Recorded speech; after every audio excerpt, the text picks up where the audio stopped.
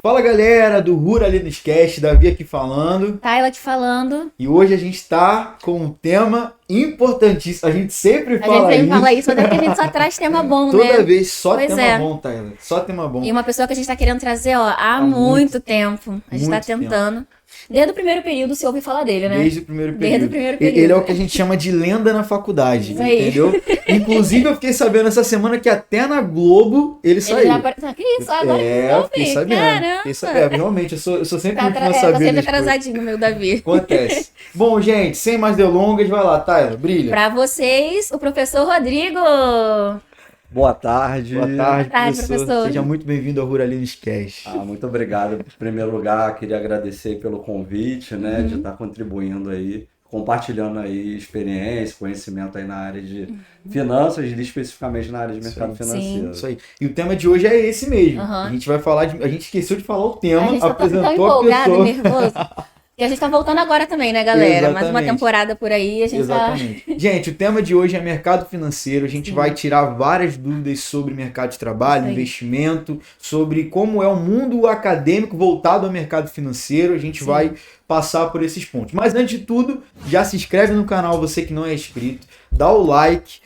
A gente vai botar o Instagram do professor Rodrigo aqui. Para vocês seguirem, exatamente. Já tá avisando antes, porque quando o negócio a gente sabe que vai ser bom, a gente já avisa antes. Olha a responsabilidade. Se liguem. Olha isso, olha isso. Sem pressão, tá, professor? Sem pressão. Mas... Eu acho que o mais importante é a gente falar que a gente vai começar bem do básico mesmo, né? Porque exatamente. às vezes a gente olha o título do mercado financeiro e a gente fala, meu Deus, não vou entender nada. Pensa que é um monstro. Então aqui, se você não sabe nada, você tá junto comigo, então vamos junto e hoje vai ser só sucesso. Isso é legal. Professor, a gente queria começar pedindo para o senhor se apresentar um pouco. O senhor já nasceu com vontade de trabalhar de finanças, 10 anos de idade, já juntava dinheiro no pouquinho. Como é que funcionou essa chegada até aqui? Fica à vontade aí, seja muito bem-vindo. Então, eu sou o Rodrigo Marques, né? Apaixonado por matemática desde criança. Uau. Né? E meu começo com o mercado financeiro foi com um jogo chamado Banco Imobiliário. Caramba! Não sei se vocês conhecem o jogo do tabuleiro. Sim, com certeza. Né? Com compra e venda de imóveis, né? Enfim.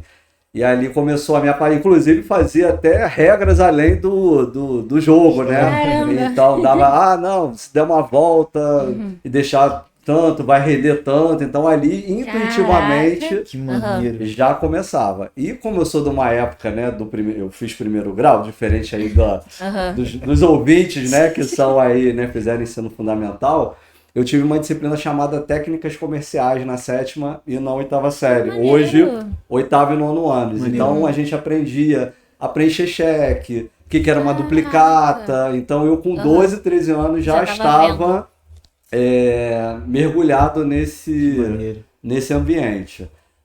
Em 99, eu ingressei no curso de administração na Universidade Federal Rural do Rio de Janeiro. Ruralzinha? Na Rural. E nos primeiros momentos, né? A gente sabe que a área de administração tem várias áreas. E desde o primeiro período eu já sabia que ia trabalhar com finanças. Com as aulas de contabilidade. Né? A contabilidade me pegou de jeito ali no primeiro período, né? Ao longo do percurso, a gente foi se apaixonando por algumas áreas, outras tinha que cumprir. E no último ano da faculdade eu fui monitor das disciplinas da área de finanças, né? Então, antes de me formar, eu já estava ali envolvido com a questão financeira e a questão também no ensino, né? E aí me formei em 2002. 2002, comecei a minha carreira como professor mesmo em 2004, aqui na Rural, como professor substituto da área de finanças. Então, há 21 anos, eu trabalho com as disciplinas no curso, né, de administração, economia. E com esse vínculo com a Rural desde sempre. Desde sempre. Legal. Né? Eu ingressei aqui, né, no final da década de 90 e nesse percurso aí são 28 anos de universidade rural, desde a época de estudante até como professor. Como eu havia falado, eu sou graduado em administração, né, formei em 2002, aqui pela Rural. Na minha época ainda a gente era habilitado. A gente tinha ainda, os cursos de administração tinham 2 habilitações, então sou habilitado em administração de empresas e pública, né? E administração pública. Né? Em 2004 teve a mudança, mas eu tenho as 2 habilitações. Fiz o mestrado aqui em gestão e estratégia de negócios E atualmente eu sou estudante do doutorado em educação, que é outra paixão da minha vida, né? Trabalhar com educação. Não é à toa que eu escolhi ser professor por conta disso, né? Era uma das certezas que eu tinha na vida, Maneiro, né? cara. Que seria professor um dia. Então estou fazendo o doutorado em educação, alinhando duas grandes paixões. A finanças, a área de finanças, né? Que é lidar com dinheiro, lidar com vida, porque todo mundo acha que lidar com finanças é apenas lidar com dinheiro, mas é lidar com histórias de vida, é lidar com planejamento financeiro, é lidar com sonhos, e sonhos cada um tem o seu, e também lidar com a área de educação, né? E aí essa área de mercado financeiro, ela termina se encaixando dentro da área de educação financeira, né? Porque não basta apenas falar de dinheiro, instrumentalizar a pessoa, mas também tem que fazer ela refletir sobre os comportamentos dela, tanto as pessoas físicas quanto jurídicas, as famílias, entre outros. Então essa é um pouquinho da minha trajetória, né? Então desde 2004, né, atuando especificamente na área de finanças. Você falou de conscientizar as pessoas, né? E eu lembrei da primeira palestra que eu vi sua. Foi no primeiro período, né? A gente chegou, você fez uma palestra. Sim. E foi você aquela falou... da aquela moto, né? Aquela da blusa azul. Sabe? Isso, a gente de blusa azul. foi Então, o orçamento eu da lembro moto até que a hoje gente que você fez falou que foi a primeira vez que me falaram, né? Que a contabilidade, ela tem um princípio da prudência, eu acho. Sim, ou conservadorismo, isso né? aí, que você gasta menos... Não, você acha que vai receber menos do que você de fato vai receber e gasta menos do que você de fato poderia. A gente tem que ser, como, né, você mesmo trouxe, prudente, né? Então, quando a gente vai trabalhar, né, tanto recebimento quanto pagamento, ou receitas e despesas, depende do contexto, a gente tem que sempre fazer uma previsão de que a gente sempre vai ganhar o menos possível. E gastar o máximo possível, né? Por quê? Porque se vier a mais é lucro, né?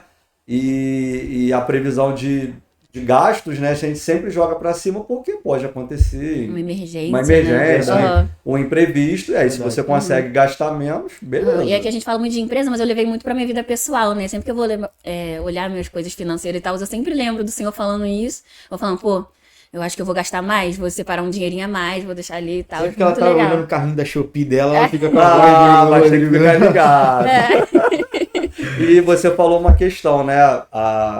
Como a gente está falando aí com um público-alvo aí que é do curso de administração, ciências econômicas, ciências contábeis, da área de negócios, né? Dentro da grande área de ciências sociais aplicadas, a gente tem que lembrar que as pessoas que vão atuar, os profissionais que vão atuar nas empresas, ou também em organizações públicas, elas minimamente têm que ter essa consciência financeira. Porque como é que você vai gerenciar recursos, sejam eles públicos ou privados, se você não consegue gerenciar o seu próprio recurso? É verdade. É um desafio. E a gente não pode jogar essa culpa no indivíduo, porque existe toda uma questão do próprio sistema que faz a gente não pensar sobre essas coisas. Uma falha educacional. Né? Então, é uma falha educacional. Então, a gente também não pode ficar apontando o dedo. Não, o Davi, ou a Tayla, ou qualquer indivíduo, né, fala assim, ele não é financeiramente educado porque a culpa é dele. Não, existe todo um sistema que traz essa questão. Sim. Né? A prova disso, por exemplo, é que quando a gente está no ensino básico, né, no fundamental, na escola, né, de uma forma mais popular, a gente não conversa muito sobre finanças, né? Acho que nem eu, pelo menos, nunca vi. É o mínimo possível em relação a isso. E principalmente, eu acho que sobre finanças pessoais eu nunca ouvi. Pessoais. O que aconteceu de uma coisa mais informal foi um professor, até eu comentei com o senhor antes da gente começar aqui, um professor falar um pouco sobre isso, trazer essa pauta do tipo de investimento, da questão da poupança e pá. Então, mas foi ainda assim algo informal, não estava dentro de um conteúdo programático, né? Então eu vejo que realmente isso é uma coisa que acaba acontecendo, uma ausência completa no mundo acadêmico. Né? E a gente deixar esse tabu de falar de dinheiro.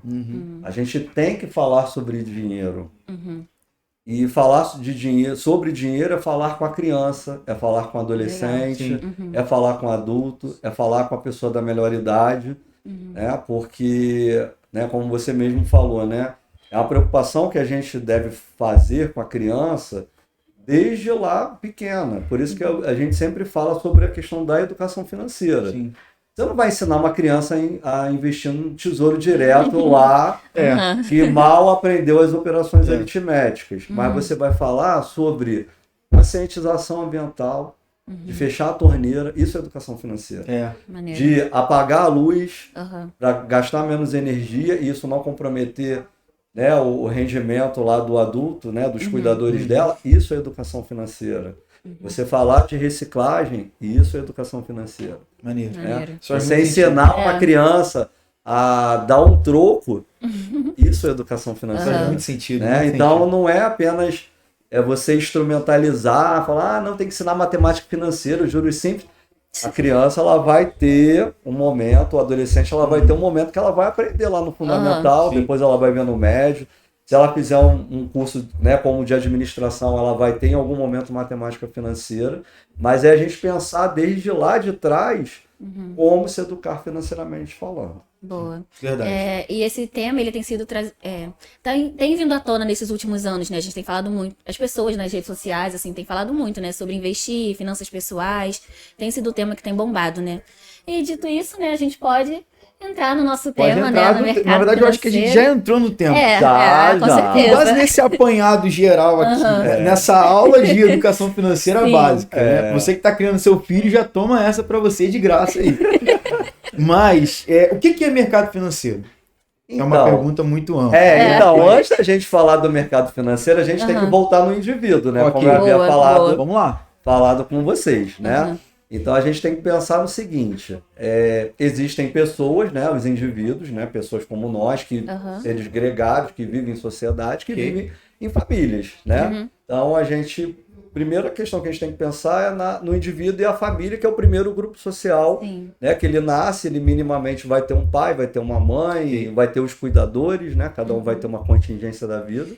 Então vai ser aquele primeiro momento que ela vai saber lidar com o dinheiro. E aí essas famílias, elas vão ter diversos consumos.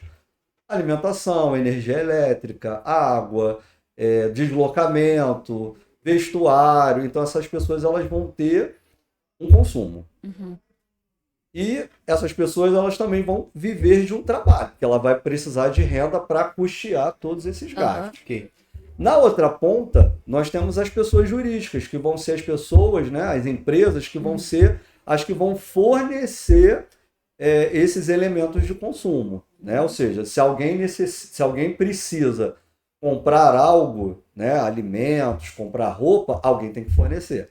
E aí vão ser essas pessoas jurídicas. Então são esses dois elementos, né, as famílias e as empresas. A troca, né? A troca. As famílias que vão demandar esses produtos e serviços, mas também que vão receber renda do fruto do trabalho, pode ser fruto de aluguel, né, pode ser fruto de uma série de questões, e as empresas que também vão fornecer esses produtos e serviços, mas também vão pagar pela mão de obra, pagar pelos insumos. É a configuração da microeconomia, né? Exatamente. Né? Então a gente tem essa... Então antes da gente falar de mercado financeiro, a gente tem que falar dessa dinâmica, primeiro. E aí, em algum momento, tanto essas famílias quanto essas empresas, elas vão precisar de recursos. Porque em algum momento elas vão... o que elas ganham, né? Vamos pensar aqui na família. Em algum momento, ela vai gastar mais do que ela ganha. E como é que ela vai fazer para conseguir esse excedente? Né? O que ela precisa a mais? Ela vai ter que recorrer a alguma fonte. Na outra ponta, se a gente pensar nas empresas, as empresas, elas iniciam, né? Começam as suas operações, e as empresas... A empresa é igual um namoro, né? Que a gente fala, né? Ninguém começa uma empresa com uma data de encerramento. Igual um namoro. Né? Quem começa a namorar com data de encerramento não é namoro. Você pode chamar que é ficada, qualquer outro tipo de coisa. Então, a mesma coisa as empresas. Então, elas nascem com o objetivo de crescer. Em algum momento, elas vão precisar também de recursos. E elas vão ter que recorrer em algum lugar. Mas onde entra o mercado financeiro? Exatamente num ambiente em que pessoas físicas e jurídicas elas vão recorrer a esse ambiente para conseguir esses recursos. E conseguir com quem? Com pessoas que gastaram menos do que ganham. Tá? Então, a gente tem uma reunião de pessoas que têm que precisam de recursos, Aham. então vamos dizer assim, deficitárias, e na outra ponta, pessoas que têm recursos sobrando e que ainda não sabem o que vão fazer, né, com recursos. Tem gente que sabe mais ou menos o que vai fazer, e aí o mercado financeiro ela vai reunir essas pessoas. Juntar todo Interessante. mundo. Né? Legal. Então, por isso que é o nome mercado financeiro. Se a gente retomar, o que é mercado? Mercado é uma reunião de compradores e vendedores de alguma coisa. Vamos pensar numa feira livre.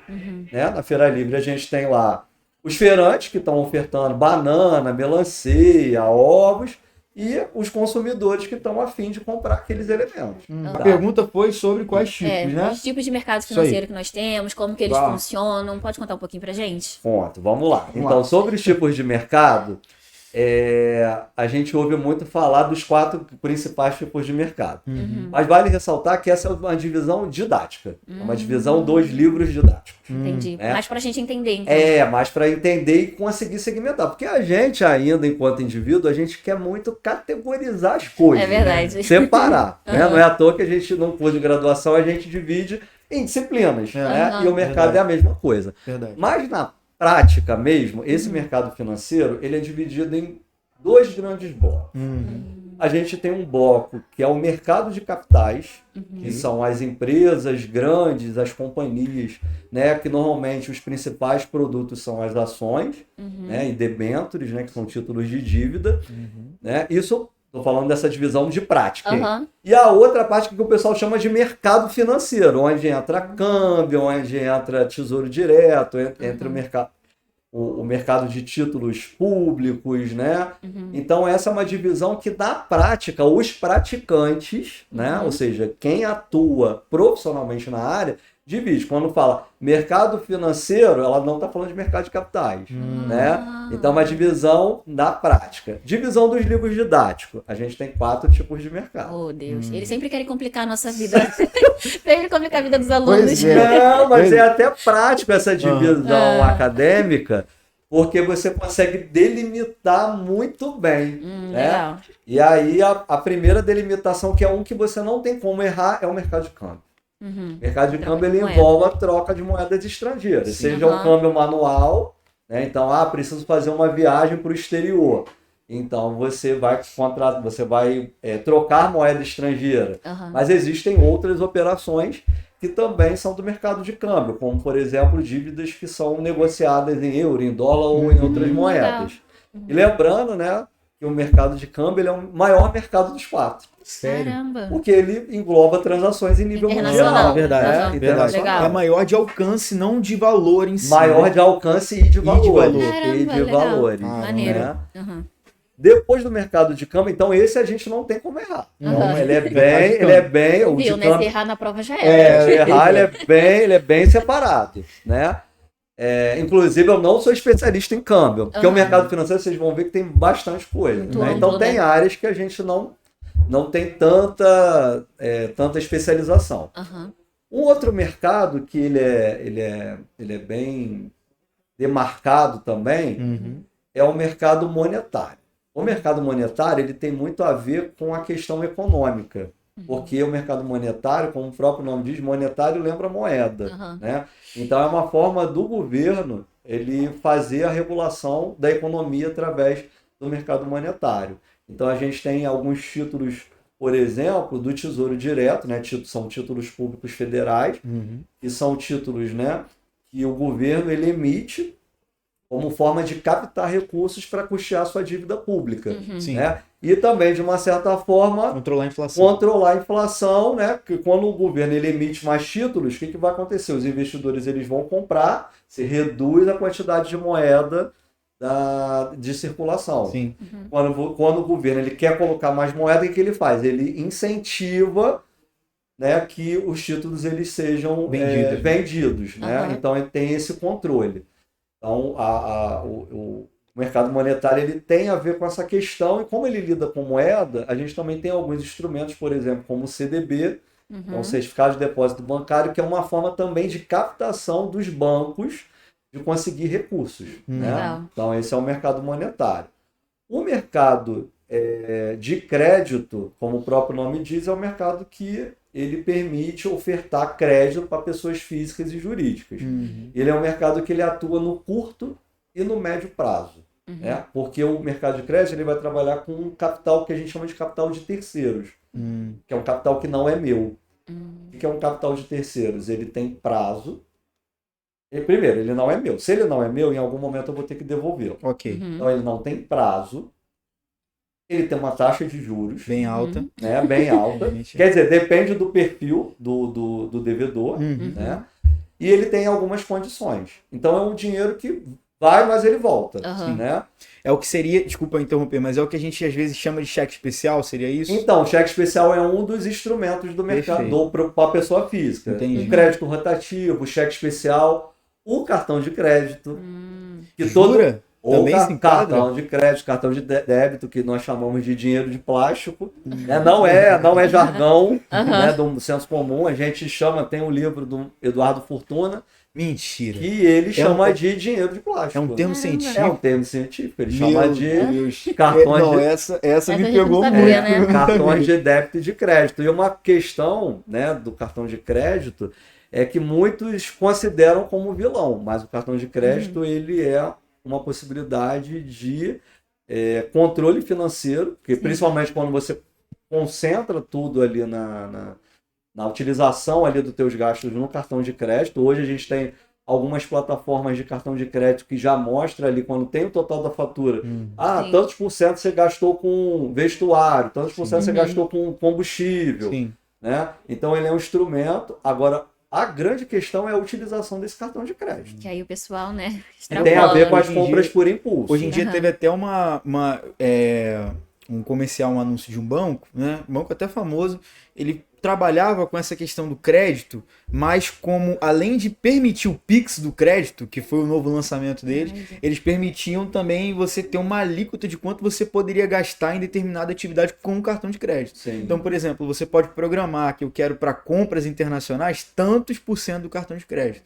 E aí ele permitia que fosse feito isso. Além disso, tem também a milha, que é um incentivo do próprio cartão de crédito. Exatamente. Né? Então, realmente, o dinheiro de plástico exatamente, é o programa, são os programas de relacionamento que a gente tem com a instituição financeira, né? Então o cartão de crédito ele não é um vilão, o problema todo é a utilização desse cartão de crédito. Perfeito. E aí, apesar de a gente chamar de dinheiro de plástico, como eu havia falado com vocês, hoje a gente também tem os cartões digitais, né? Então se a gente pensar, por exemplo, a gente falou de câmbio um pouco atrás, né? Se a gente pensar numa viagem internacional e você utiliza apenas o cartão de crédito para custear seus gastos no exterior, a gente tem que lembrar que existe uma alíquota de 6,38 sobre a compra.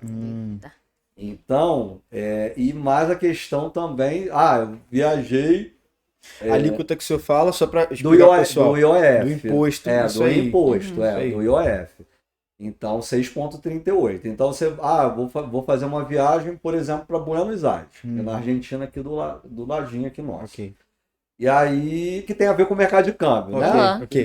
Vocês vejam que como é muito segmentado, não tem, é tudo a mesma coisa. Essa divisão ela é didática, então não tem... Quando você fala de cartão de crédito, que ele é um instrumento do mercado de crédito, mas se ele envolve câmbio, ele também é um instrumento do mercado de câmbio. Né? Então é só para demarcar. Legal. Mas voltando na questão do cartão, você tem uma viagem programada para Buenos Aires, que a moeda oficial é o peso argentino. Né? E aí você vai fazer uma compra... Aproveitar que ele tá baixo, né? Aí você vai fazer uma compra lá em Buenos Aires. Aí você faz uma compra, o valor está em peso argentino. Aí esse peso argentino, quando você passa o cartão, ele é convertido em dólar. Então, porque a nossa fatura de compras internacionais ela é em dólar. E aí ela é convertida em dólar, beleza. Só que você fez essa compra hoje, dia 19 de agosto. Só que a fatura só fecha dia 30. Aí vamos imaginar que o dólar tá $1, R$5. Então vamos imaginar que você fez uma compra de $1. Então, quer dizer, o equivalente do peso argentino, que dá $1, que hoje valeria R$5, mais 6,38 de IOF. Só que aí o que acontece? Hoje é dia 19, então a fatura só fecha dia 30. Vamos imaginar que do dia 19 ao dia 30, aconteça alguma questão internacional, e a gente está vivendo um momento bem crítico atual, verdade. né? Bem estável. E aí esse dólar, em vez de ser 1:5, é 1:7. Então você vai ter a mesma compra que você fez, só que no fechamento da fatura, você vai estar pagando $1, R$7 e mais os 6,38. Caramba! Então significa que, só ratificando isso, significa que se eu faço a compra no momento em que o dólar está a 5, ok? E essa fatura fecha com dólar a 7, eu vou pagar o acréscimo do aumento do dólar? Porque você vai pagar a cotação do momento do fechamento da fatura. Jesus. Então, para evitar esse tipo de situação, uma das formas que você pode fazer, e aí já falando de câmbio, é ou fazer o câmbio manual, que a gente fala, né? Ou você sai daqui com moeda daqui do local para onde você vai, ou você vai para outro local, e aí depende de cada... Não tem como dar uma receita de bolo, né? Mas você também pode utilizar os cartões que não são de plástico, mas são os cartões digitais, né? Tem alguns exemplos, como o Wise, o Nomad, e que fique bem claro que não é propaganda, não é publi. Não é recomendado. A não ser que vocês queiram, né, patrocinar a gente. Tá Nomad. Que fique bem claro, como um professor da área de finanças, né? Todos os exemplos que a gente for tratar aqui, eles não representam nem recomendação de instituição financeira e muito menos de investimento. São só exemplos, galera. Cabe ao investidor a tomada de decisão, seja por investimento, seja por crédito. Legal. Mas voltando nos cartões, né? Então esses cartões, Nomad, Wise, você pode carregar e normalmente eles te cobram uma taxa de... Aí varia, mas normalmente 1%. Nossa, então, ao invés de você ter né? o 6,38, você tem 1% e ainda com uma questão. Né? Você faz como se fosse um carregamento desse cartão, como se fosse um cartão pré-pago. Né? Então, eu tive a oportunidade de usar um cartão como esse numa viagem que eu fiz para fora, uma viagem que eu fiz conheci Chile, Argentina e Uruguai. Legal. Consegui utilizar nos 3 países tranquilamente. E sentiu essa diferença. E senti a diferença. E aí, quando acaba o dinheiro lá, você consegue fazer um Pix. Caramba. Né? Para da conta que você tem, a conta corrente normal, para esse ambiente do cartão digital. E aí você já consegue fazer a conversão e pagar em moeda local. Que maneiro. Legal. Então, assim, já é uma economia, né? Você evita esse problema da cotação, né? Da cotação no fechamento da fatura e ainda consegue diminuir o teu gasto, né? Ao invés de pagar 6,38, paga 1%. Legal. Pô, maneiro. Legal. Bom, aproveitando que a gente está falando dessa questão dos mercados que existem, né? Vamos falar de corretora. Corretoras. Não precisa falar um tipo de corretor específico, a não ser, novamente, que queira patrocinar a gente. Estou aproveitando para... É a sua chance de ter nos me escrito vendermos, assim, ó, isso tá aí. vendo? Vamos lá. São corretoras, né? Qual é a diferença, se é que existe uma diferença declarada, uma diferença muito grande, de uma corretora para um banco tradicional, falando dessa questão do investimento, da aplicação? Será que isso é um ponto importante para quem de repente quer começar a investir? Com certeza, é um ponto muito importante, né? Ainda nesse contexto da corretora, a gente faltou falar de um quarto mercado. A gente a gente falou de câmbio, a gente falou do mercado monetário, o mercado de crédito e o mercado de capitais. E aí encaixa muito bem com o que você trouxe, né? Porque o mercado de capitais é um mercado que ele envolve operações de médio e longo prazo, né? Eu havia falado que no mercado de crédito a gente trabalha muito com capital de terceiros, que é aquele capital que não é seu. Só que as empresas, chega um determinado momento que normalmente quem atua no mercado de crédito, as instituições principais são os bancos. Então eles emprestam dinheiro para você, mas eles pegaram o empréstimo com alguém. Né? Através de quê? Através do CDB. Sim. Então quando o banco te oferece um CDB, nada mais é que ele está te oferecendo um investimento, no fundo, ele está pegando o teu dinheiro para emprestar para outro. É a questão da liquidez, né? Exatamente. Inclusive, aproveito para fazer o parêntese do dia, que a gente estava até conversando disso. No meio dessa explicação, se eu puder incluir essa questão da diferença da liquidez e da rentabilidade, com certeza, ia ser interessante até para o pessoal entender essa questão do câmbio, da corretora. Não, beleza. Eu acho que seria interessante. Mas vai lá, pode voltar. Vamos lá. Então, é que ele se empolga, aqui gente. é cheio de parênteses, né?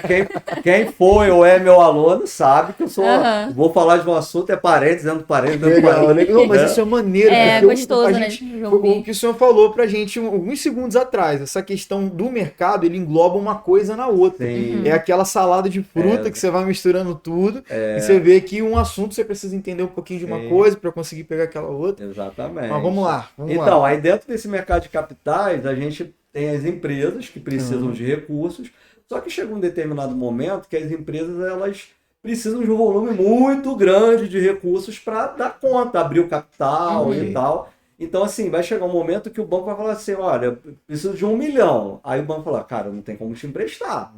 Né? E aí essa empresa ela vai ter que recorrer. E aí entra o mercado de capitais. O mercado de capitais é o mercado em que as empresas elas captam recursos diretamente com o investidor. E aí entram as corretoras.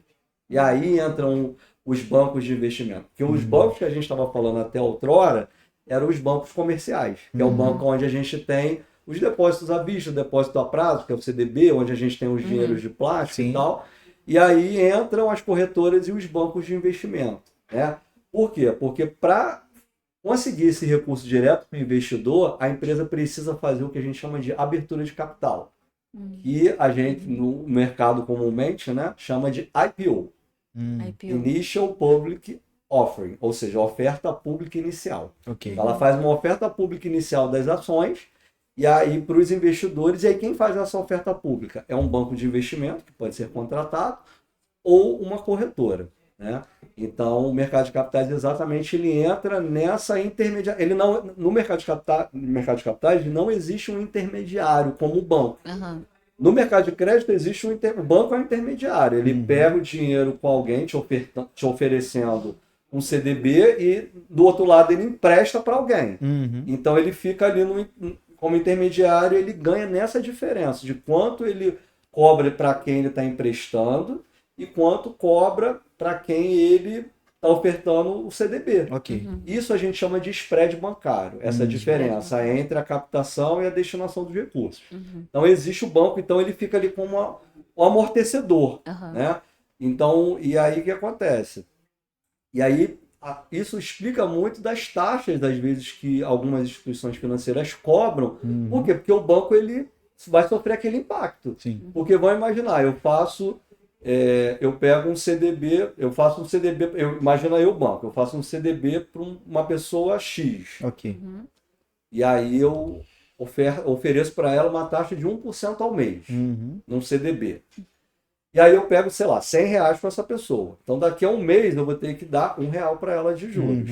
Beleza, da onde vão vir esses juros? O banco vai pegar esses R$100 e vai emprestar para alguém que vai pedir um crédito pessoal, vai entrar no crédito rotativo e vai cobrar, exemplo, 5% ao mês. Então, no final, se a gente pensar numa operação de um mês, o que vai acontecer? Essa pessoa que pegou emprestado, seja física ou jurídica, ela vai devolver 5. Vai devolver os 100 mais os 5. O banco vai pagar e vai ter os 4. E vai ficar com os 4. Só que independente, e aí o banco ele vai cobrar por quê? Porque imaginemos que essa pessoa que pegou emprestado os 100, ela não pague. O banco ele vai ter que honrar o compromisso com quem fez o CDB lá a pagar aquele R$1. Né? Então o banco ele termina cobrando essa taxa. Então no mercado de crédito eu tenho a figura do banco comercial como um intermediário.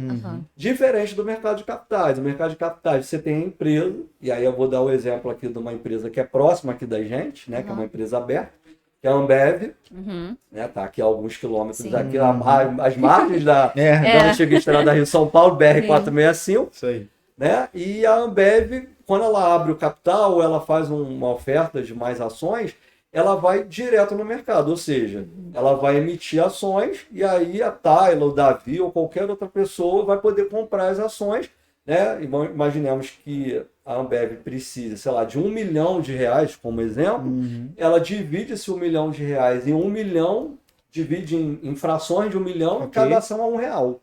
E aí, se você compra um lote de 100, esses 100 ele vai direto para o Ambev. Ele não passa por nenhum intermediário. Aí fala assim, então, né, que aí já respondendo a tua dúvida, né? Então, a pessoa que quer comprar uma ação da Ambev, ela tem que ir lá na porta da Ambev, lá no 32? Não, ela tem que contratar uma corretora.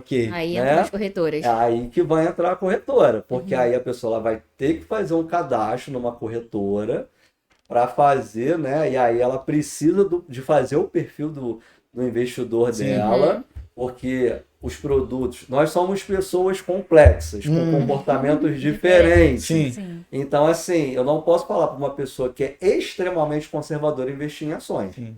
E se você falar para uma pessoa que é extremamente agressiva, falar para ela investir em poupança, ela fala, que piada, vou ganhar meio por cento ao mês, eu não preciso de liquidez imediata. Já respondendo a outra pergunta. E é esse trade-off que a gente tem. Quando a gente fala de investimento, a gente tem que pensar em 3 elementos. Liquidez, rentabilidade ou retorno e segurança, né? Que é o risco, né?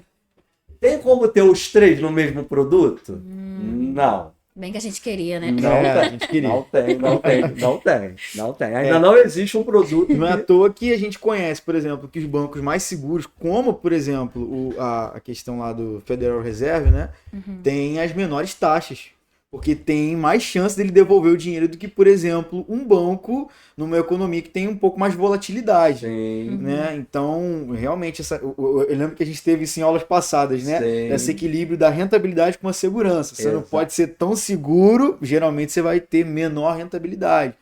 Exatamente. E a gente paga um preço por isso. Né? Então, por exemplo, quando a gente fala de... Você perguntou de liquidez. O que é liquidez? É a capacidade de você transformar algo em dinheiro. Né? Então, o produto mais líquido que a gente tem no mercado hoje é a caderneta de poupança, que normalmente é o produto de entrada do investidor brasileiro. Né? E aí cabe destacar aqui com vocês, né, que a gente não pode demonizar a poupança. Interessante. Eu ouço muito, pelo menos no Instagram, eu vejo muita gente falando para não colocar mais na poupança, né? Eu confesso que demonizei 10 minutos atrás a poupança. Que não acompanha os juros. Mas isso todo mundo... Eu já demonizei a poupança. Entendi. Eu já demonizei o título de capitalização. Né? Depois, se a gente tiver tempo, eu vou falar uma experiência do título de capitalização, que era um produto que você não ganha nada, mas depois, se der, eu vou falar do título de capitalização, que era um produto que eu demonizava. Mas por que a gente não pode demonizar a poupança? Porque tem gente que não consegue nem guardar dinheiro na caderneta de poupança. Recentemente eu tive com uma amiga que ela trabalha em 2 lugares, um dos lugares ela recebe em dinheiro vivo, né? Não passa por uma instituição financeira, ela guarda dinheiro em casa. Caramba.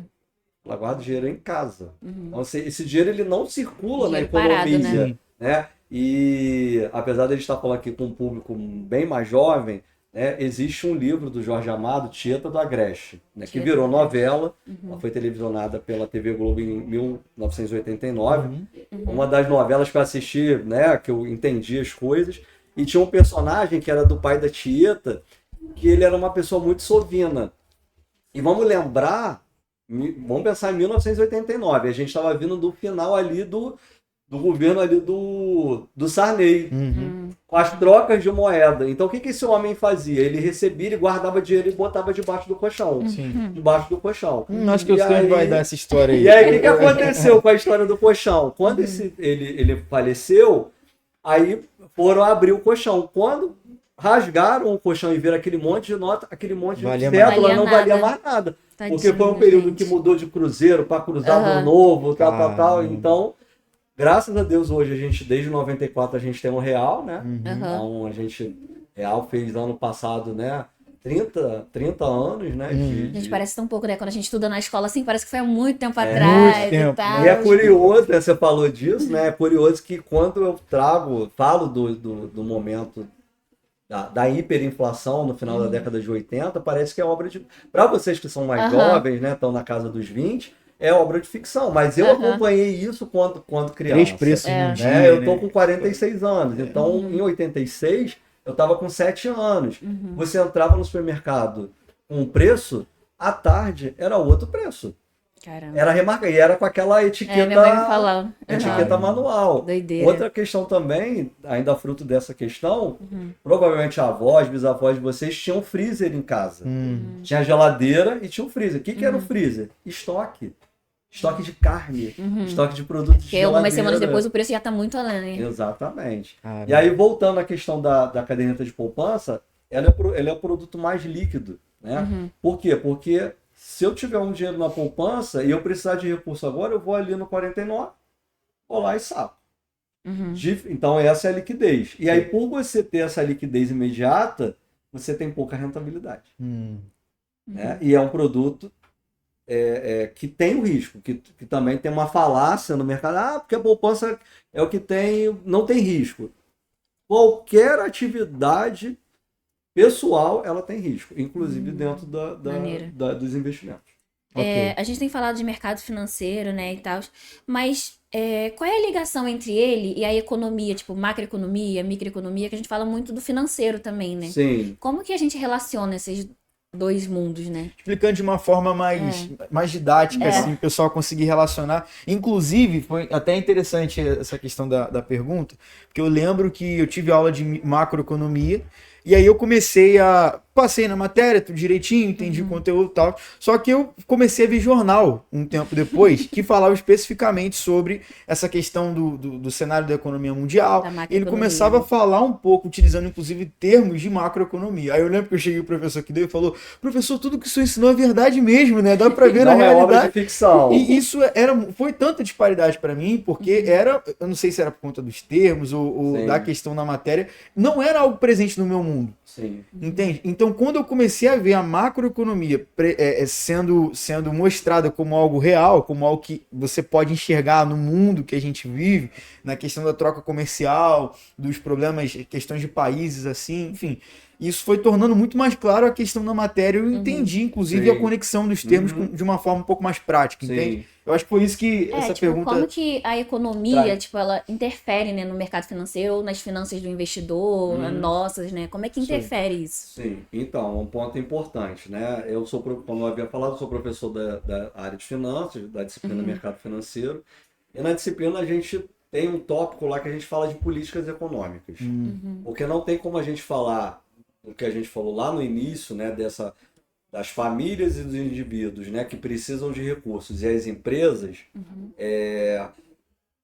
e que a gente tem os deficitários, os superavitários, eles precisam estar em contato. Né? Então, o comportamento financeiro das famílias e o comportamento das empresas, isso é estudo da microeconomia. Né? Então, ela termina sendo inserida nesse contexto, né? A questão da gestão, a questão dos custos, né? E aí tem vários tópicos aí que você já deve ter visto, de elasticidade, que a gente vê lá em microeconomia. Sim. Então, esse é um aspecto. Agora, a macroeconomia, a gente tem que lembrar que essas famílias, esses indivíduos e essas empresas, elas estão dentro de uma nação. E que também tem contato com outras nações. Né? A gente não falou de câmbio, que é o maior mercado. Sim. Então, essas nações, elas se comunicam. E se a gente pensar hoje, né, agosto de 2025, a gente está vivendo aí um cenário internacional bem complexo, né, com a questão dos Estados Unidos e tal. E aí entra a macroeconomia. Sim. Porque qual é o impacto disso na nossa vida? Né? Pensar assim, o que a macroeconomia impacta na vida do Rodrigo, né, indivíduo? Né? Impacta no sentido, o Rodrigo indivíduo é aquela pessoa que consome. Mas se ele não consome, ele vai poupar. Ok. Que nada mais é a poupança, né? Nada mais é que o adiamento do consumo. Isso. E aí, quando você, além de, né, você não quer adiar o consumo, mesmo, eu quero adiar o consumo, né? Que você poupa. E você ainda fica com excedente, você investe. Isso. Então já começa aí o consumo, poupança e investimento. Ok. Então, esses três elementos do indivíduo. E aí, o que acontece? Lembrando que essas empresas, elas também vão produzir itens que eu vou consumir. E que elas vão precisar também de insumos, que são ofertados por vários agentes econômicos, dentro de todo esse cenário. E aí a gente tem, dentro da macroeconomia, a gente tem o governo como um instrumento que em alguns momentos vai regular mais e outros momentos, em algumas economias, vai regular menos. Se a gente pensar em Brasil, fazer um comparativo de Brasil e Estados Unidos, o Brasil ele tem uma economia mais intervencionista do que os Estados Unidos. Os Estados Unidos é uma economia bem mais liberal. Né? E também depende, aí dando um recadinho para os colegas aí do curso de Ciências Econômicas, também depende da teoria econômica que você vai acoplar para ver esse fenômeno. E aí, Como é que a macroeconomia vê isso, né? Como a gente tem um governo que tem essa intervenção, a gente tem 4 variáveis que eu acho que vale a pena a gente mencionar. Uma já foi mencionada, que é a inflação, né? Então o governo ele tem essa possibilidade de intervir, né? Ou não, né? Depende da política econômica de cada nação. Então tem a inflação, que atualmente, né, o nosso indicador oficial brasileiro é o IPCA, é o Índice de Preço do Consumidor Amplo, que é divulgado pelo Banco Central, mas quem apura é o IBGE, que é o Instituto Brasileiro de Geografia e Estatística, mas quem divulga é o Banco Central. Então tem a inflação, que é o IPCA. Eu tenho a taxa Selic, que é a taxa básica de juros, e quem determina famosa Selic, né? Famosa Selic, Selic, que atualmente está no valor de 15%, né, da última reunião, do dia 30 de julho. Reuniões que acontecem a cada 45 dias. Se eu não me engano, posso estar errado agora, mas se eu não me engano é a mais alta dos últimos... Eu acho que desde que quando a gente fez a mudança para o Plano Real, Selic de 15% foi a mais alta. Sim, e eu fico assustado, né, fazendo aqui um parênteses aqui, eu fico assustado com as lembranças do Instagram, quando, né, porque eu sigo o Banco Central no Instagram, então quando tem a reunião do Copom, eles logo divulgam, eles divulgam no site, divulgam no Instagram. E aí eu compartilhava, às vezes, como story, né? Ou, sei lá, ou no feed e tal. E aí quando eu vejo, por exemplo, Copom 2%, 3%. Outra vida, né? Era sonho meu. Era outra época, né? Então a gente tem a taxa básica de juros, que quem determina é o Conselho de Política Monetária, né? Sim. Que não é um mercado que tipo assim, que vai... a taxa Selic é a reunião de compradores e vendedores. Não, existe um grupo de pessoas que se reúne de 45 dias, que vai olhar o mercado e vai falar assim, aumenta a Selic, mantém a Selic, diminui a Selic. Legal. Né? Então, vai olhar o mercado e vai definir. Então tem IPC, inflação, taxa básica de juros, câmbio, que a gente já falou bastante, porque a gente ainda é uma economia emergente, né? A gente não é uma economia plenamente desenvolvida, a gente tem uma moeda fraca frente ao dólar, frente ao dólar e ao real, ao dólar e ao euro, né? E só acho curioso a gente não ter um peso brasileiro, né? Igual os nossos vizinhos, né? Verdade. A gente tem o peso argentino, o peso uruguaio, o peso chileno, né? Então tem o câmbio, e a última questão é o produto interno bruto. Então são essas 4 variáveis, né? Ou seja, inflação, taxa de juros, câmbio e atividade econômica, que são elementos macroeconômicos que vão impactar no mercado financeiro. Legal. Né? Se a gente pensar aí, respondendo especificamente a pergunta, qual é o impacto, por exemplo, da taxa Selic no mercado? Se eu remunero um CDB em relação à taxa CDI... Era isso que eu ia perguntar agora. Né? Que nada mais é que a taxa Selic menos 0,10, ou seja, se hoje a Selic está em 15, o CDI é 14,9. E aí, se eu remunero um CDB de 100% do CDI, eu vou estar pagando para esse investidor 14,90. Se essa Selic aumenta para, exemplo, 18, eu já vou ter uma remuneração do CDI de 17,9. É por isso que também essa questão do aumento da Selic é algo ruim, depende do ponto de vista. Exatamente. Né? Por uma questão de investimento, talvez não seja tão ruim assim, porque sobe a Selic, sobe a rentabilidade e, de repente, um título, né? Alguma coisa assim. Mas, ao mesmo tempo, sobe também a questão do valor do empréstimo bancário, né? A taxa de juros influencia nessa questão dos empréstimos bancários. E é o que, inclusive, tem sido alvo de tanta notícia nesses últimos dias e preocupação por parte dos empreendedores brasileiros. Essa questão do empréstimo, que impacta o empréstimo, impacta também na atividade econômica, estoque. Essa questão também, que a gente não vai entrar nesse mérito, mas essa questão também da taxação que está acontecendo aí do Trump no Brasil, que está impactando também essa questão dos empreendedores brasileiros.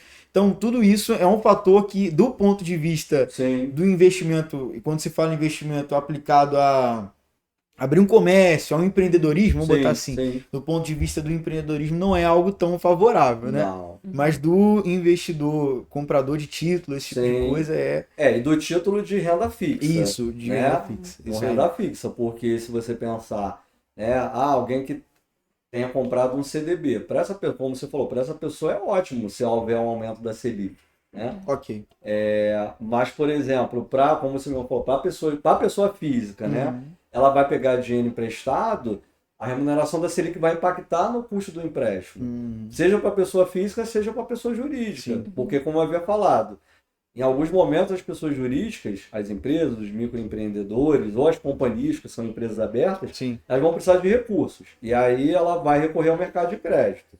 E aí, se você aumenta a taxa Selic, aumenta o custo desse empréstimo. E aí vai ter impacto na atividade econômica, vai ter impacto na folha de pagamento, e aí o problema de você reduzir a atividade econômica pode ter algum impacto também em custos, né, nas empresas. Né? Então, a gente precisa, né, ter um governo, né, que realmente consiga equacionar todos esses elementos. Né? Diferente, por exemplo, de um governo um pouco mais liberal, que de repente vai imaginar que aquilo ali ele vai deixando, né? Como a gente deixa a economia ser autorregular. É o famoso a mão invisível do mercado, que é uma falácia, gente. Em pleno 2025, você pensar em mão invisível do mercado, não dá. Entendi. Ok, agora aquela pergunta-chave, né? A pergunta do corte, vamos botar assim. Tesouro direto, CDB e poupança. A gente falou de CDB, falou de poupança. Agora, olhando para o Tesouro Direto, que eu acho que é o que falta a gente passar por ali e fazer a comparação entre os três. O senhor consegue dar essa palhinha pra gente? Por favor? Ainda bem que você não me perguntou aquela pergunta de milhões que todo mundo me faz. Qual o melhor? Eu ia... Ainda bem que eu me antecipei. Se eu mostrasse o script, eu acho que ia dar ruim pra gente. Ainda bem que eu me antecipei. Ainda bem, você antecipou. Porque é uma pergunta que todo mundo faz. Seja o estudante de graduação, seja o conhecido, o familiar, a pessoa que não te conhece. Você é professor da Rural de Finanças, não sei o quê. Tesouro Direto, não sei o quê. Eu acho que a resposta é a fala daquilo que o estudante, quando ele entra no curso de administração, pelo menos aqui na Rural, é a primeira coisa que ele aprende antes de qualquer coisa. É o depende. O depende é a resposta para tudo na administração. Depende. É verdade. E aí, como é que faz? Então, vamos dizer assim, vamos esclarecer esse depende. Primeira questão, quando você pensa em investir, né, você tem que primeiro se conhecer. E aí claro, né, o autoconhecimento ele é importante, mas para o mercado financeiro a gente precisa concretizar esse perfil. E como é que a gente concretiza? Através do que a gente chama de API, análise do perfil do investidor. Então, qualquer pessoa que tem uma conta corrente, um banco comercial, e você pensa em investir, né? Eu quero investir por exemplo, num CDB, né? Ele vai te convidar você a preencher essa ficha. Ou se você faz um cadastro numa corretora, você também vai fazer esse cadastro, que você vai responder uma série de perguntas. Por exemplo, né? Normalmente a pergunta clássica que tem nas APIs. Se você investe num instrumento financeiro e esse instrumento financeiro ele perde 10% do valor. Né? Você investiu 100 e depois de um período ele está 90. O que você faria com esse valor? Aí você tem uma opção. Eu retiraria de imediato a aplicação. Ou então, não, eu manteria, mas acompanharia. E a outra, não, eu investiria mais. Então, dependendo do que você responder, ele já vai te... Claro, normalmente tem mais perguntas, né? Mas ele já vai te... Por exemplo, quem responde a primeira é uma pessoa extremamente conservadora, que é aquela pessoa que ela vai ver o risco do investimento e vai sair correndo. Então, normalmente, as pessoas que vão responder algo parecido com isso, elas vão ser mais conservadoras. As pessoas que vão acompanhar são as pessoas ali meio termo, né? E as pessoas que não, eu perdi, mas eu quero investir, porque normalmente é o que a gente até, fazendo um outro parêntese aqui, quando a gente fala em ações, a gente sempre recomenda, né? Você sempre compra na baixa e vende na alta. Sim. Então, nesse momento, para a pessoa, então, se o investimento está 90, ela já tem uma expectativa de que hoje está 90, mas pode estar valendo 100, 110. Então, essa pessoa ela é uma pessoa agressiva. Sim. Legal. Por que eu estou trazendo isso? Porque dependendo do que você coloca na API, responde isso muito fidedigno, você já vai saber que aquele produto é mais adequado ou não para o seu perfil. Tipo um filtro, né? Tipo um filtro, exatamente. E aí, às vezes, a gente se depara, né? Quem faz mercado financeiro ou já fez, né? Vai ter um momento que vai ser convidado a fazer sua própria API. E às vezes a pessoa ela se surpreende, porque os influenciadores, principalmente os financeiros, na atualidade, né? A gente tem que tomar muito cuidado, porque investir não é para todo mundo. Por exemplo, produto ações não é para todo mundo. Produto tesouro direto não é para todo mundo. Né? Então, assim, muita gente às vezes investe, por quê? Porque é influenciado, porque ouviu falar, porque o professor falou, porque o meu colega investe, porque não sei o quê. Então tem vários motivos, mas quando você vai ver lá o perfil, essa pessoa é altamente conservadora. Sim. E se ela tem uma perda, ela vai ficar frustrada. E parar de investir. Que é o pior. E aí, respondendo especificamente sobre esses 3 elementos, né? Tanto o CDB, quanto o Tesouro Direto, quanto a poupança, eles são exemplos de investimentos de renda fixa. Okay. Renda fixa é todo investimento que você sabe quanto que você vai ganhar. Você não vai ter surpresa. Ele continua ali no mesmo. Ele continua. Você não vai ter nenhum tipo de surpresa. Né? E aí você tem os instrumentos que a gente chama de pré-fixado e o pós-fixado. Você sabe exatamente quanto você vai ganhar nos dois. Só que o pré, você sabe no momento que você sabe quanto você vai ganhar no momento da aplicação. Quando você vai lá comprar, né? Quando você compra, então eu vou investir num tesouro pré-fixado e vou ganhar 12% ao ano. Tá fechadinho? Tesouro pré, é o pré-fixado. O que é o pós-fixado? Você só vai saber quando fizer o resgate. Normalmente ele é atrelado a algum indexador. Então, o exemplo que eu dei antes do CDB. Você vai investir no CDB que te remunera 100% do CDI. Hoje o CDI é 14,9. Mas se a Selic subir, o CDI vai subir. Se a Selic cair, o CDI também vai cair. Mas você sabe que vai ganhar 100% do CDI. Né? Então, a gente já começa por aí. Então, esses elementos, inclusive a poupança, ela é um instrumento que a gente fala que é também pós-fixado. Né? Muita gente, às vezes, erradamente, né? Principalmente, né? Aí deixa eu confessar um negócio, aquela galera do arrasta para cima, né? Faz o que eu digo, mas não faz o que eu faço. Faz o meu curso que eu vou te ensinar a vender, mas não faz aquilo que eu faço. Né? Que a gente tem que tomar cuidado com essa galera. Vale protege. Né? Essa galera aí, eu já vi muitos influenciadores falar que a caderneta de poupança é um instrumento de renda fixa pré-fixado, mas não, é pós-fixado. Por quê? Porque a poupança hoje, ela depende do rendimento da taxa Selic. Se a Selic tiver igual ou abaixo de 8,5, é 70% da Selic. Se ela tiver acima de 8,5, ela é 0,5% ao mês, ou 6,17% ao ano. Então ela depende do rendimento da Selic. Sim. Então ela é um pós-fixado. Né? Então esses instrumentos, né, tanto a poupança, o CDB e o Tesouro Direto, eles são instrumentos de renda fixa, diferente das ações. São variáveis. Lembra que eu falei da Ambev? Quando você compra uma ação da Ambev, você comprou ela a R$1, certo? Não foi o exemplo que a gente trabalhou? Sim.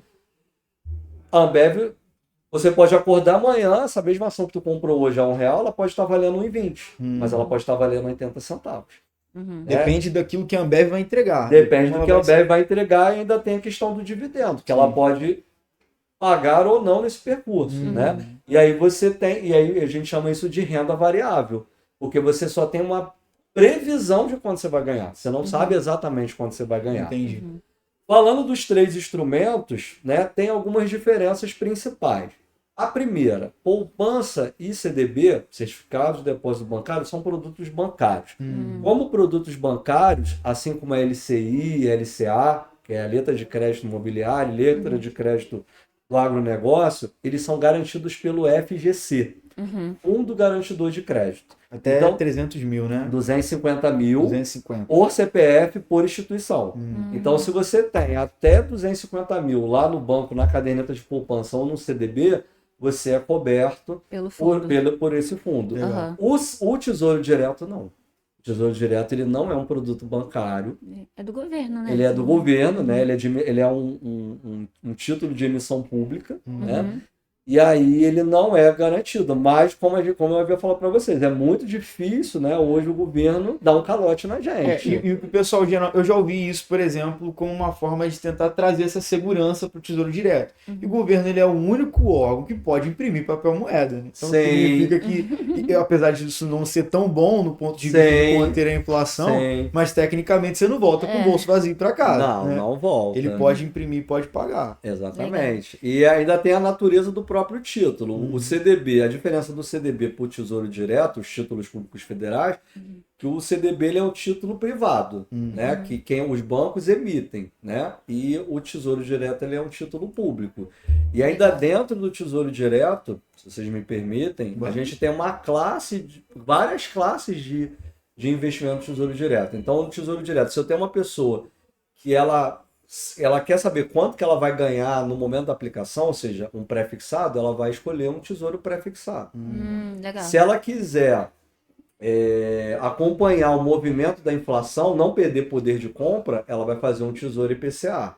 E aí ela, dependendo do IPCA, a remuneração dela vai depender do valor do IPCA. Se ela quer acompanhar o movimento do mercado, ela investe no Tesouro Selic. Legal. Então ela tem o pré e o O pós-fixado. pessoal consegue ver isso no site do governo? A gente bota Tesouro Direto? Tesouro Direto, sem brincadeira nenhuma, é um dos sites mais intuitivos Legal. de quem quer começar a investir, né? Essa é uma recomendação aí para os ouvintes. Começar a pesquisar, acho que seria interessante. O Tesouro Direto. Inclusive, ele tem simuladores. Legal. Mostrando assim, qual é o teu objetivo? Eu quero fazer uma viagem, quero fazer tal coisa. Quanto você precisa? E ele vai te indicar o melhor produto, esse pré-fixado, ou o Tesouro IPCA, ou o Tesouro Selic. Hoje a gente ainda tem adicionalmente 2 tipos de tesouro, que é o Renda Mais, que é voltado para a questão lá da aposentadoria, né? E tem o Educa Mais, se você quiser fazer uma reserva aí para fins educacionais. Legal. Você falou que tem a questão da aposentadoria, falou da questão da idade, né? Sim. E eu vou aproveitar esse gancho, né? Existe até pra gente finalizar, né? E falar pro pessoal, assim, quem esteja nos ouvindo, não importa a idade, existe uma idade para começar a investir? Existe um tempo certo para isso? Ou você acha que qualquer um pode investir? Então, não existe um momento ideal, né? A gente, assim, hoje qualquer pessoa que nasce, ela já nasce com um CPF, né? Então, o CPF, por mais que você seja menor de idade, né? Você pode ter lá um investimento lá, mas vai ficar de responsabilidade dos cuidadores.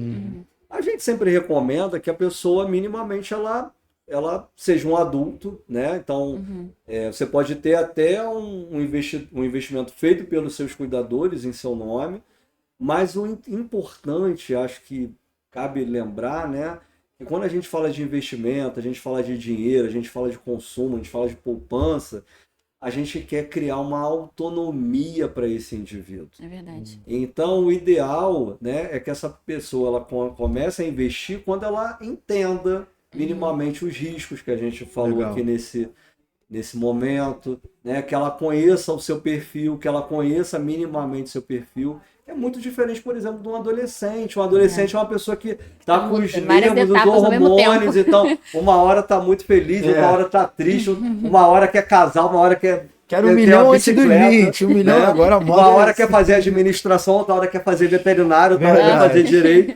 Então, assim, minimamente você ter essa consciência, mas que isso pode ser feito desde lá de trás. Legal. E aí acho que vale a pena trazer a questão da mesada, que é um instrumento financeiro que as famílias podem ter para construir essa consciência, independência. né? Então, assim, se você tem um filho, tem uma filha, tem um irmão mais novo, incentiva a dar uma mesada para essa criança, esse adolescente, ele começar a gerenciar o seu próprio recurso, porque ele vai virar um adulto que ele minimamente ele já sabe equacionar quanto que ele ganha, quanto que ele gasta. A questão da prudência, né? Exatamente, o que ele pode fazer se de repente ele gasta mais, se ele gasta menos. Legal. E voltando para um público aqui universitário, eu sempre falo nas minhas aulas, né? Muitos, né, ruralinos e ruralinas, né, ou estão, né, na ida e volta para casa, trabalho, estágio rural, ou então vivem no alojamento, ou vivem em Seropédica, no 49, né, moram em República. Então, assim, essas pessoas elas têm que ter um recurso. Então, claro, é muito mais fácil você toda hora, pai, mãe, ou avó, manda mais dinheiro, tá faltando. Outra coisa é você fazer o teu orçamento, olha, eu preciso disso aqui para viver, e aí você conseguir ali, não, eu quero ir na chopada, né? Quero ir numa festa aqui na rural. Então autogerir, né? Você já vai saber, será que eu posso ir em chopada toda semana? E você tem um orçamento limitado, né? E aí quando eu tomo uma decisão de ir, por exemplo, numa festa, eu estou deixando de consumir outra coisa. Ou então estou adiando esse consumo para poder aproveitar lá na frente. Então, a gente sempre fala, quando a gente fala de vida financeira, a gente está falando de saúde. Saúde, segundo a OMS, é o bem-estar físico, mental, social, espiritual e inclusive o financeiro. Né? E aí, respondendo especificamente a pergunta, né, do investidor, né, do investimento, é quando você realmente toma essa consciência financeira, né, que aí em algum momento você vai ter que viver com alguém, vai viver em comunidade. A ideia é de que tudo envolve essa questão das finanças, né? Tudo envolve. Ela está em todas as áreas. Tudo envolve. Quando a gente pensa em número de divórcios, né? Olha os parênteses dentro do parênteses, né? Quando a gente fala de divórcio, a maior percentual são por questões financeiras. Mas por quê? Porque é um tabu de falar de dinheiro quando criança, quando adolescente. Muitas das vezes essa pessoa, né, pode não ter uma mesada, vem para um relacionamento cheio dessas crenças, não conversa sobre dinheiro, né, e fica nisso. Né? Legal. É verdade. Isso, né? Foi uma... A gente tá aqui só que aula. Antes da gente chegar, a gente tá encaminhando pro finalmente, porque o pessoal tá ali com a plaquinha estourando o tempo. Eu já não falo. Mas a ideia é isso. E eu sabia que a gente ia precisar, inclusive, fazer uma parte 2 disso aí, algum outro dia, porque a gente não entrou em mercado futuro, a gente não entrou em nada disso. A gente, inclusive, né, se vocês quiserem fazer uma parte 2, ela não tá aqui, mas eu já... Ela é parça de longa data. Professora Fabrícia. Legal. Professora Fabrícia, né, quando a gente fala de questões financeiras, ela tem muito com a questão do orçamento familiar. Maneiro. Então, de repente, se vocês quiserem fazer uma dobradinha aí, a gente... Ia ser interessante. Legal. Aí a gente limpa o dobro de memória no armazenamento do dispositivo também, para conseguir gravar o tempo que a gente conseguir. Não sei se vai ficar gravado. Ela adora quando eu falo isso. Fabrícia é minha contemporânea. Aí ela fala assim, mas você foi homenageado na minha turma. Eu não tenho cabelo branco. Ai, meu Deus. Essa aí vai sair, ela vai ficar sabendo disso. Vai sim. Professor, antes da Tayla puxar pro finalmente, deixa eu só pedir mais uma coisa. Sim. Uma indicação de livro, ou até, como você falou, a questão da Ambima, né? Até de curso, se o senhor quiser disponibilizar para o pessoal. Fica à vontade, o senhor tem aí uns segundinhos para falar disso aí. Tá certo. Então, a pessoa que pretende conhecer um pouco mais do mercado, existe uma instituição de mercado chamada Ambima, que é uma instituição que ela é responsável pela certificação, né? Hoje ela é responsável por várias certificações, inclusive tá para mudar CPA 10, CPA 20, CEA, né? Que isso aí é papo para um outro podcast, de certificação. Outro episódio. Né? Outro episódio, né? Então a Ambima ela tem vários cursos gratuitos, tem inclusive, né, as turmas que eu dou, mercado financeiro de A a Z, renda fixa, renda variável. Por quê? Porque como ela é uma instituição que ela certifica, ela também tem que proporcionar cursos para essas pessoas que buscam essa certificação. E gratuito, né? Gratuito. Um outro curso que eu recomendo, assim, o basicão, Gestão de Finanças Pessoais, ele ele é ofertado pela Escola Nacional de Administração Pública, mas o conteúdo quem fez é o Banco Central do Brasil. Caramba. Né? Então ele vai falar para beabá, então ele vai falar de consumo, ele vai falar de aposentadoria, vai falar de investimentos, né? E vai falar de uma forma geral. Em relação a livros, né, existe esse livro aqui. Se eu puder apontar ali e olhar para aquela câmera. Esse livro aqui, né, é da CVM, que é a Comissão de Valores Imobiliários, né, o livro top chamado Mercado de Valores Imobiliário Brasileiro.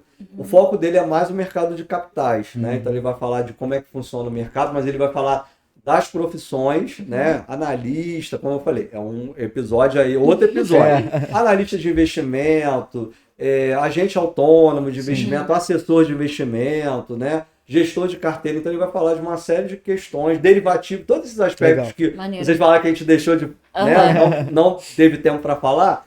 Ele vai contemplar. Então ele tem um capítulo que vai falar de derivativos, que depois virou um livro só de derivativos. Né? Ele tem um capítulo que fala de análise de investimentos, que também virou um livro também só de análise de investimentos. E tem um livro que é o meu queridinho, que é o capítulo 12, que é sobre planejamento financeiro pessoal, que ele virou um livro de planejamento financeiro pessoal, que ele vai falar de gestão financeira, investimentos. Então quem quiser falar de... né, saber um pouco mais de investimento, ele tem um capítulo enorme sobre investimento. Depois ele vai falar de aposentadoria, riscos e seguros, que também é um outro mundo, né? Vai falar de tributação sobre rendimentos e investimentos e sucessão patrimonial. Ou seja, é um completão, Ele é completão. E esses livros eles estão lá no portal do investidor, que ele é mantido pela CVM. Legal.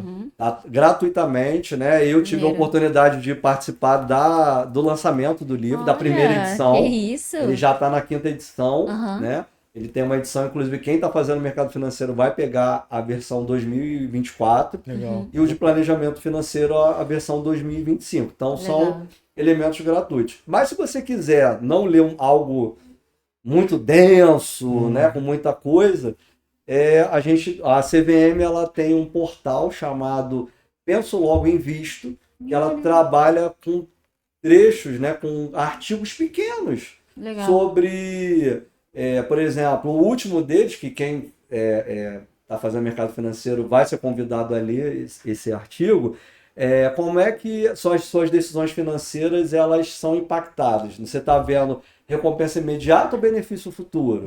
Então tem lá artigos que falam sobre mulheres, tem artigos que falam sobre compras na Black Friday. Né?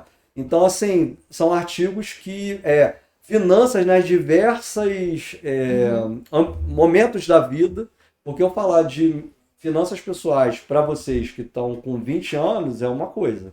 Quando eu vou para um público que eu vou falar para a melhor idade, 60 a mais, é uma outra abordagem. Quando eu vou falar com crianças, já é uma outra abordagem. Então, deixa eu te fazer uma pergunta. Se eu fizer esses cursos antes de puxar sua matéria, quando eu puxar sua matéria, eu não preciso fazer? Depende, porque eu sempre mudo, né? Ela quis fazer uma jogada ao vivo.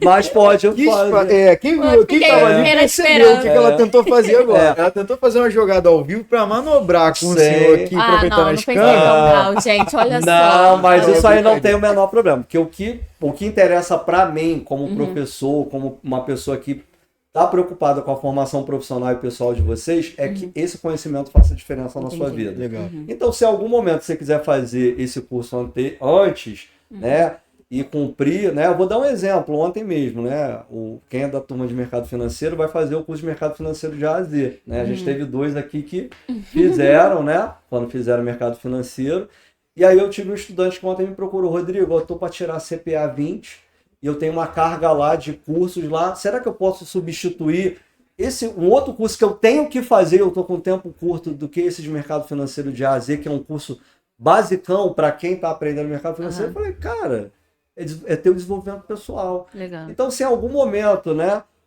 eu recebo muito estudante que faz mercado financeiro e administração financeira ao mesmo tempo, né? Então, assim, o importante é que aquele conhecimento vá fazer diferença na sua vida, né? Perfeito. Independente se é no momento da disciplina ou se é no momento posterior. Pessoal, Legal. Até porque, como eu havia falado, a gente ainda tem a questão de segmentar, a gente ainda, porque como a gente é um ser muito complexo, a gente precisa dividir, né? Sim, e aí realmente, facilitar o e entendimento. aí realmente é complexo nesse sentido, Show de né? bola. Pô, foi uma ótima aula, né? Foi uma Vamos falar. aula, gente. Não Caraca, foi um podcast muito hoje, bom. foi uma aula. Infelizmente, se não fosse pelo tempo, a gente continuaria.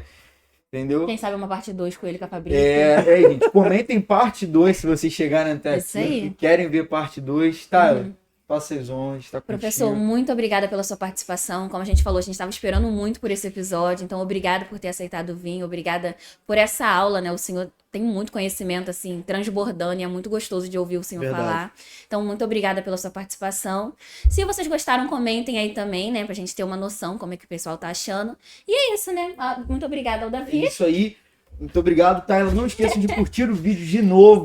Sim. Comentem, Comenta, mandem pros compartilha. amigos. Ó, o editor vai deixar o nosso arroba aqui, ó. Segue a gente no Exatamente, Instagram. Exatamente. Investimento não precisa ser um tabu, gente. Não precisa. Assiste isso aí, eu tenho certeza que esse conteúdo já vai fazer diferença pra você. Isso aí. Bom? E é isso. Um abraço, galera. Beijo.